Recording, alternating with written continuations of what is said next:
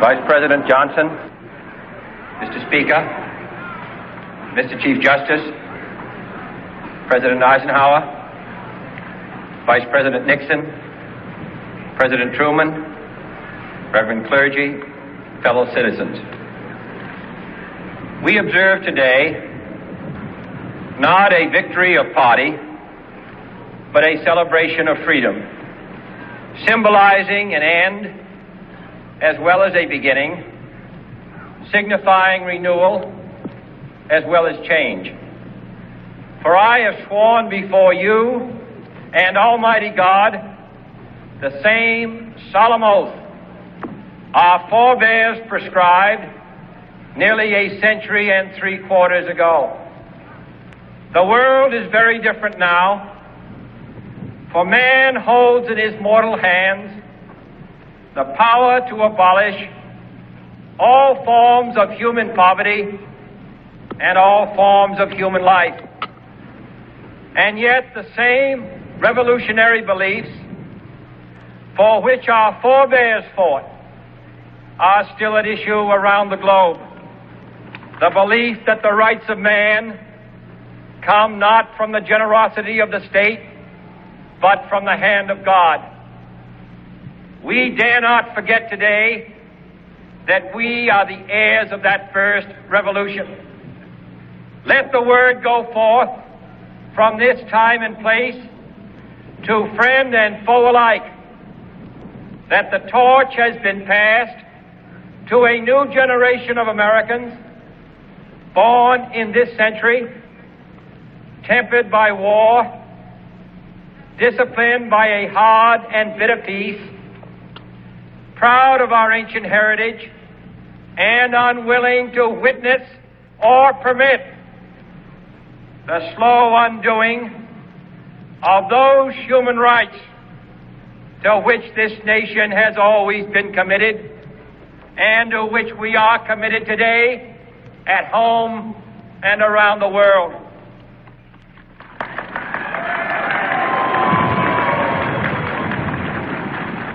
Let every nation know, whether it wishes us well or ill, that we shall pay any price, bear any burden, meet any hardship, support any friend, oppose any foe to assure the survival and the success of liberty.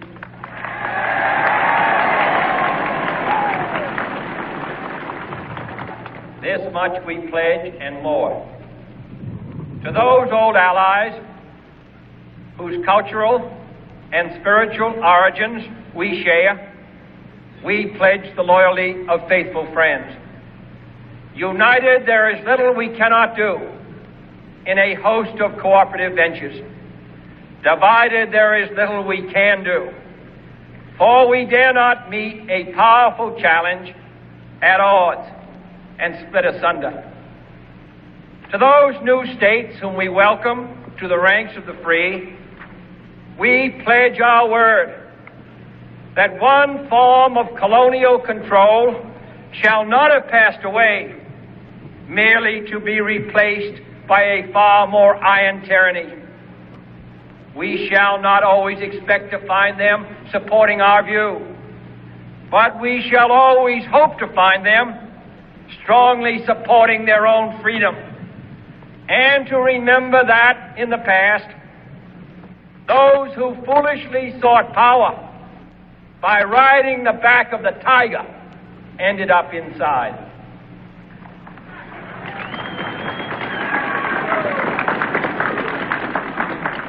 To those people in the huts and villages of half the globe struggling to break the bonds of mass misery we pledge our best efforts to help them help themselves for whatever period is required, not because the communists may be doing it, not because we seek their votes, but because it is right. If a free society cannot help the many who are poor, it cannot save the few who are rich.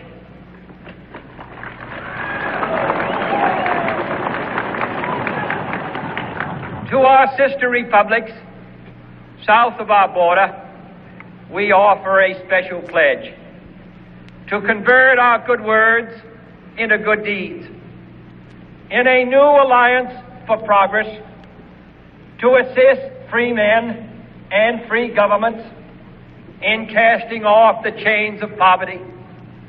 But this peaceful revolution of hope cannot become the prey of hostile powers.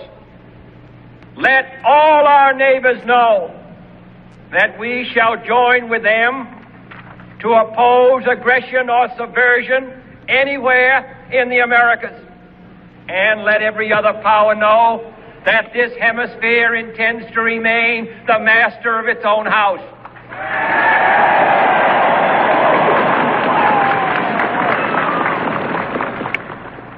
To that World Assembly of Sovereign States, the United Nations, our last best hope, in an age where the instruments of war have far outpaced the instruments of peace, we renew our pledge of support to prevent it from becoming merely a forum for invective, to strengthen its shield of the new and the weak, and to enlarge the area in which its writ may run. Finally, to those nations who would make themselves our adversary, we offer not a pledge, but a request that both sides begin anew the quest for peace. Before the dark powers of destruction, unleashed by science, engulf all humanity in planned or accidental self-destruction.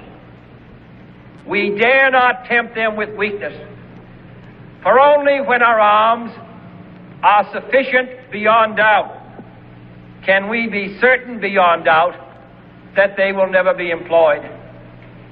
But neither can two great and powerful groups of nations take comfort from our present course, both sides overburdened by the cost of modern weapons, both rightly alarmed by the steady spread of the deadly atom, yet both racing to alter that uncertain balance of terror that stays the hand of mankind's final war.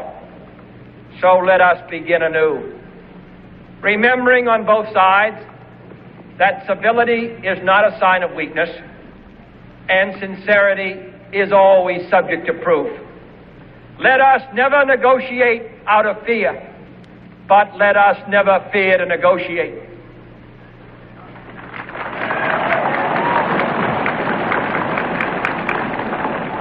Let both sides explore what problems unite us, instead of belaboring those problems which divide us. Let both sides, for the first time, formulate serious and precise proposals for the inspection and control of arms, and bring the absolute power to destroy other nations under the absolute control of all nations.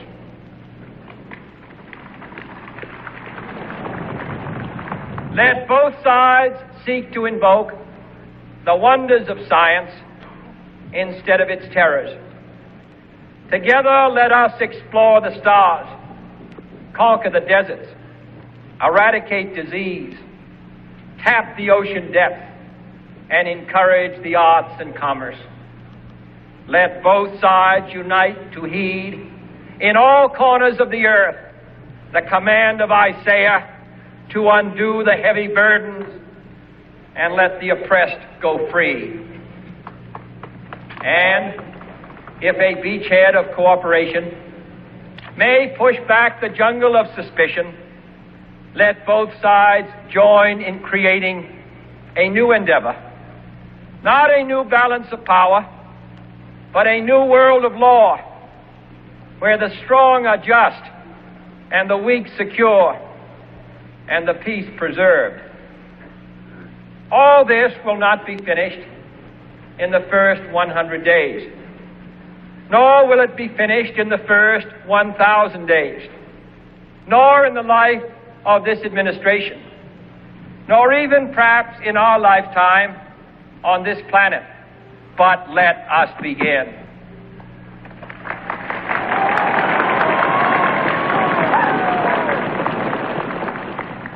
In your hands, my fellow citizens, more than mine, will rest the final success or failure of our course. Since this country was founded, each generation of Americans has been summoned to give testimony to its national loyalty. The graves of young Americans who answered the call to service surround the globe. Now the trumpet summons us again, not as a call to bear arms, though arms we need, not as a call to battle, though in battle we are, but a call to bear the burden of a long twilight struggle, year in and year out, rejoicing in hope, patient in tribulation, a struggle against the common enemies of man, tyranny, poverty, disease, and war itself. Can we forge against these enemies a grand and global alliance, north and south, east and west, that can assure a more fruitful life for all mankind? Will you join in that historic effort?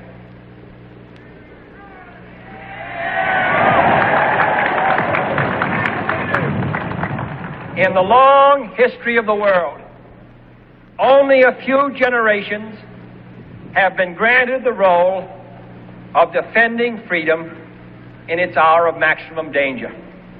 I do not shrink from this responsibility. I welcome it.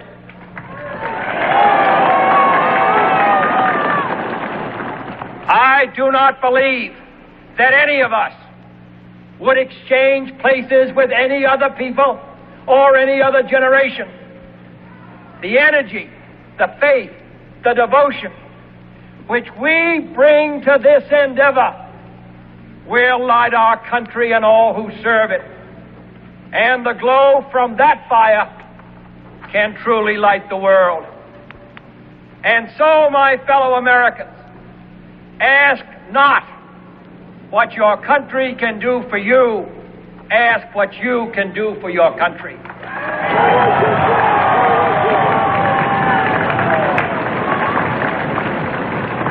My fellow citizens of the world, ask not what America will do for you, but what together we can do for the freedom of man. Finally, whether you are citizens of America or citizens of the world, ask of us here the same high standards of strength and sacrifice which we ask of you. With a good conscience, our only sure reward, with history the final judge of our deeds, let us go forth to lead the land we love, asking His blessing and His help, but knowing that here on earth, God's work must truly be our own.